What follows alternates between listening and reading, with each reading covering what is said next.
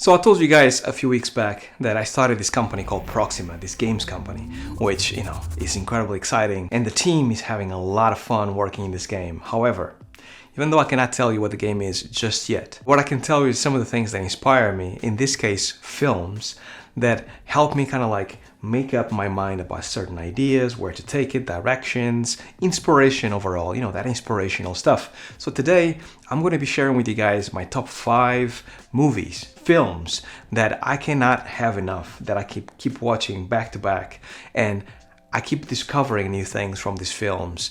The more I actually work as a professional, as an animator, and now as a director, the more I watch and the more I learn, the more amazed I get. I'm going to share with you guys my top 5 films. I hope you guys enjoy it, so let's get to it. Alright, welcome to this channel. If you're new here, my name is Harvey Newman. I like to share my passion for animation, game development, and now being a director, founder, CEO of a brand new game studio called Proxima, sharing the path forward to actually creating this game studio that is incredibly hard, but very, very fulfilling. Now, these films I've been watching and watching for a lot of years, and even though I'm an animator at heart, and you might have thought that my top 5 were all like either, feature films that were Pixar or Disney based, they are not. And there might be a few surprises that you might not have seen yet. I'm going to start at number 5 and I'm going to run down to number 1 because obviously, leaving the best for last. My very first movie and the only Pixar Disney movie, Western movie in my list is WALL-E. So I love WALL-E. My favorite Pixar/Disney movie for years used to be The Incredibles, and before then it used to be Tarzan. And all these 3 movies, Tarzan, The Incredibles, and WALL-E, signify a lot to me because they all have something absolutely stunning to look at and admire. But WALL-E is the one that ended up sticking the most because I think that movie is still true nowadays to most people. So either you like animation or you don't like animation, WALL-E, the ideas of the film, still are very valid today. The fact that global warming might look like the beginning of that film, right? The fact that the world looks like a pile of crap and the humans basically just left it desolate. They don't care about it. We used it and abused it and left it, just dumped it and just left the planet. That is something that you can almost see in our future if we keep going this way. Second thing, the AI being so powerful and we're being so dependent of AI that we just allow the AI to do everything for us.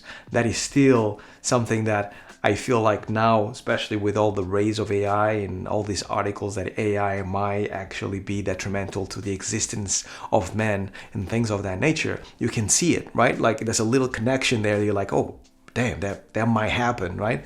And because we human by nature, we are lazy. We like to have things easy. The easier, the better. So those things can all be true. WALL-E is a masterpiece. And Andrew Stanton, the director of WALL-E, I think is one of the best directors out there. The only other director that I actually rate as equal or above Andrew Stanton might be Brad Bird, because I think that his creativity, his passion is kind of oozing out of his pores, and it's so cool to see the behind the scenes of The Incredibles, for example, the number 1, the one that came out first. Like, he's something that I still watch nowadays for inspiration because his leadership and how he inspired others to make the best work possible at the time is incredible. So WALL-E, definitely my number 5. Going into number 4, which is Ghost in the Shell. Now, this might be number 1 to a lot of people, and in all honesty, a few years back, if you were to ask me, I might have told you this was my number 1 film, or close by, because I was so enamored of the film when I first watched it. To me, the world that was created, how sci-fi, how dark, how creative it was when it comes to having the mechanical parts with the human parts and having everything incredibly detailed, right? The ideas behind it, like as amazing as Blade Runner is, and Blade Runner is absolutely amazing. If you were to ask me between Ghost in the Shell and Blade Runner, I would prefer the world and how fulfilled and consistent the world is in Ghost in the Shell. Is absolutely amazing and is a work of art in its own right. Now, for me, I see these movies, now that I'm actually doing this game, as an amazing opportunity for me to kind of like not only look at how certain films do world building, but also characters, right? How appealing are characters? And this being the first Japanese movie, I have to talk about this idea of like the West and the East, and in how in Japan or Korea as well, they build characters slow. In the East is very much about really starting with the big bang, right? Starting with like something that really captivates the audience, and it just goes boom. Now I got your attention. Now let's move on to the story, and then you build the story. However, I really think that there's a lot of appeal on how the East, Japan specifically in Korea, build their films. And doesn't matter if it's animation or not, but they really don't want to please the audience at first. What they want to tell the audience is like, take your time with this film and watch it, because it will pay off in the end, right? And 9 times out of 10, when you watch any TV series or films from Japan or Korea, you realize that normally they are incredibly appealing, and if you stick with it for long enough, you really, really love it. And I really like this idea of you kind of building things slow to have a nice payoff in the end, because I do think that if you start with a big bang right at the beginning, and then you actually kind of like dip down and go back to actually trying to build it up again, people might be disappointed towards the end, because maybe the beginning was so amazed that they thought the whole thing was going to be that way. So it doesn't give you a lot of room, a lot of space for you to kind of like, make things fantastic and absolutely amazing towards the end. So I do think that there is something to be said about if everything is amazing or big, like VFX and the action scenes and stuff, then nothing is. Everything is just basically bang, bang, boom, and everything is the same. I do like how they actually slowly build it in Japan to the point that by the end you're like captivated to want to know more, and you just want to know if this character is going to make it or not going to make it. It's going to be successful, not successful, whatever it is, which is absolutely amazing. And Ghost in the Shell does that beautifully. Now, number 3 is a movie that you most likely haven't watched, haven't seen, and it's not technically a movie. It's actually a TV series split into 3 parts, but you can definitely tell that, if you put them together, it's actually a movie that has been split into 3 parts. It's just a continuation. But no, technically it's a TV series. And it's called Cyber City Oedo 808. The director of this movie is Yoshiaki Kawajiri. And not a lot of people know about the directors, mainly because in Japan people are so humble. And he is also the director of my favorite number 1 movie, which I'll leave it for later. But he is, to me, like incredibly visionary in the way that not only he designs the characters, but how cerebral the characters are. He says a lot by not doing a lot of action, and when the action happens, he hits you like a truck, and he's absolutely amazing, right? And he builds it up slowly, but when it hits you like a train. It's so cool. To me, Cyber City Oedo was one of those that when I first watched it, I was like absolutely amazed by how deep they went when it comes to details. And also they had a lot of ideas that it was the first time that I saw them, and I'm pretty sure Hollywood took a lot of those ideas from this TV series, such as, for example, they actually had a collar that inmates had to use in order to actually kind of like be out and about, and if they didn't really fulfill the laws or the rules of the parole or whatever rules they actually gave them to actually be outside, the collars would basically explode their heads. Super dark, but however, I think that technology in a world that is incredibly dark, is cyberpunkish. I think that would be something that would happen, right? Because it's dark. Cyberpunk is dark. So to me, that actually made sense 100%. And I came to see it later on in a movie that I cannot recall right now. And they had exactly the same colors and, exploding heads and things like that. Because the TV series came out in 1990 to 1991, I think. It was about a year. So I'm pretty sure the idea came from there. That is just one of many other ideas that I saw in different Hollywood movies later on. Going back to that idea of character building and why I'm watching this from this perspective, especially being a director now and, taking care of an IP, I think that there's 3 episodes because there's 3 characters, and the characters have a specific story to them, and they want to make sure that to emphasize on each character as they go through different episodes. And I really like that idea of giving love and care for the character by giving it an episode specific, right? So you get to know the character. So the last episode, by the last episode, you are so connected with the characters that you're like, man, these guys, why are they in prison, right? They have a soul. Oh my God, you feel for these people. So, but in the beginning, you're like, they're just inmates, no problem. So it's really, really cool. Go and watch it. Highly recommend. Now, number 2, and most likely this is number 1 on a lot of lists out there, and you guys might actually dislike me for this, but my number 2 is actually Akira. And the reason why is because my number 1 is absolutely amazing. But Akira, to me, is one of the most important art pieces, film, whatever you want to call it, ever created by anybody. It's something that really takes a long time for you to really truly understand, and you being an adult in understanding how difficult animation is, especially 2D animation. To just create a film of a sequence of 2D animations, that takes a long time. But to create a work of art like Akira, that every scene, every cell is absolutely amazing, that takes something else. I don't know. Like, I think the attention, the crazy attention to detail on that show, and the story and the arc, and the fact that the director never expects you to understand the story at first, right? It's not a story that is easy to ingest. It's not something that is super incredible that you can just go in like, oh, I get it, it's changed my life, right? You need to watch it a few times to really take in what's going on, why the film is called Akira, and all the little different pieces that are moving at all times in order to create this universe.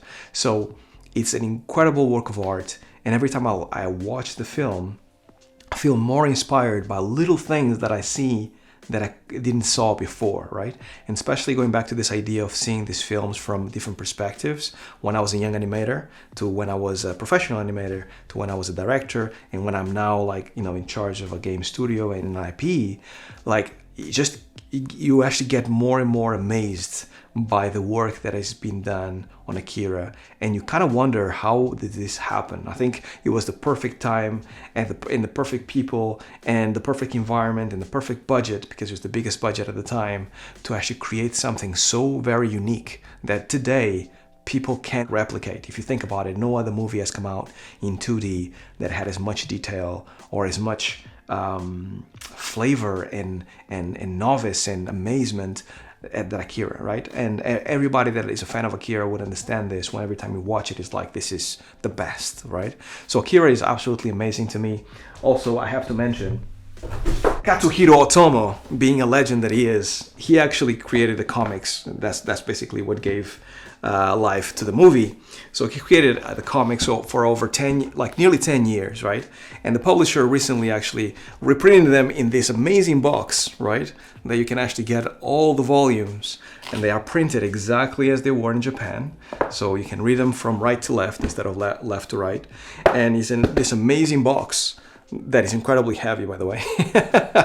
And this marks basically the 35th anniversary of Akira. To me, I've been reading quite a few volumes now, and basically it's the first time that I'm reading them. I didn't really want to read them individually and having to source them and stuff. So the fact that they actually created this box, and it's like basically the ultimate like fan favorite box. And now that I'm reading the comics and I'm reading more of the story, because the film is only a part of the whole thing, you get to know even more of the characters, you get more connected with the characters, and also you get a little bit more of the vision of Katsuhiro when he was actually making the film, and you understand why so much detail, you understand why the story is so disjointed at first when you first see it, and then when you read the comics you get more of a background and more of a perspective about the characters. It's really, really cool. Highly recommend it. If you're a fan of Akira, buy it, love it. Now, last but definitely not least, my number 1 movie, and the one that I love absolutely the most, and it's like the one that, like, oh my god, it gives me goosebumps every time I watch it, is a film called Ninja Scroll. The ones that have seen it, if you have seen it, comment down below right now and tell me how much you love that film. Because if you're anything like me, and if you came out more or less when you were still a teenager, like it was for me, when I watched it, it was the first film that actually came out from Japan, animated, that I thought, oh my god, this is something that I want to watch for life. Not the film itself, but just the genre, anime, and like, you know, Japanese animated stuff. I was like, I'm going to watch this for life. It's similar to what any of you that have watched Old Boy, the Korean movie, way before anybody was watching everything Korean, and it hit you like a brick, and then you thought, I need to watch more Korean stuff. It was the same thing for Ninja Scroll when I first watched it, right? It was the thing that started my whole thing. It was like you know, maybe mid 80s to late 80s that I watched this film. And to me, it was like a work of art. And now, years later, you know how some things don't age well? Well, Ninja Scroll has aged incredibly well. It's an incredible work of art. So it's all about this incredible ninja called Jubei Kibagami. And he is so badass. At least in the beginning you think so. But then he kind of finds out that he has these 7 demons that he has to beat. And I'm not going to spoil anymore. That's all I'm going to say. And that is when things get interesting. The story is so well put together. As I mentioned, the same director as Cyber City Oedo. And the character building, how you feel for the character. Similar to when you watch John Wick, you feel for Keanu Reeves, especially at the end of the movie, and you don't quite understand why the guy is still alive. Oh my God, how much beating is this guy going to have? That is exactly what happens to Jubei Kibagami throughout Ninja Scroll, and it is amazing to watch, and you really feel connected to the character by the end. So when the end happens, which I won't spoil, you feel incredibly happy, you feel like rewarded, you feel like, oh my God, this is an amazing experience. So character building in that movie is amazing. The world building, because it was feudal Japan, this is the first movie in the list that is not sci-fi, but the world is very real. You feel like you kind of like, you can see it, you can feel it, you can know the atmosphere, and even though everybody think it's samurai and ninjas and all that stuff, it's like very